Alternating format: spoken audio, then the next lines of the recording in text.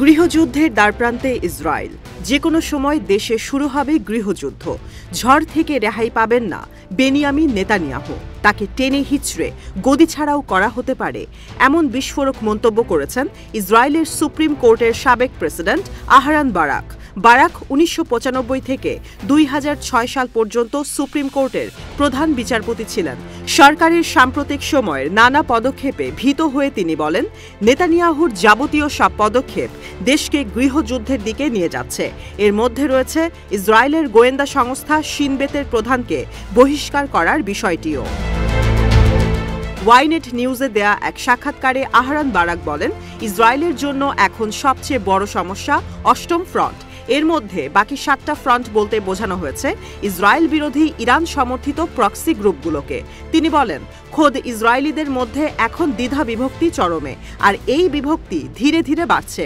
শেষ পর্যন্ত এটি ভয়াবহ আকার ধারণ করবে, যেমন বিপর্যয় ট্রেন হঠাৎ লাইনচ্যুত হলে হয়। সংখ্যাগরিষ্ঠদের দৌরাত্ম্য বন্ধ এখন জরুরি হয়ে পড়েছে।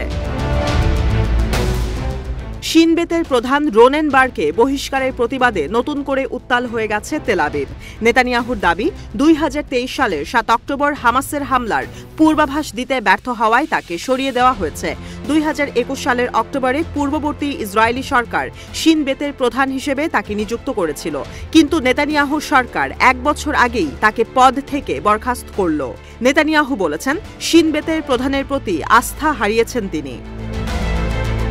এর আগে এক সাক্ষাৎকারে শিন বেতের প্রধান রোনেন বারও বলেছিলেন, ইসরায়েল গৃহযুদ্ধের দ্বারপ্রান্তে।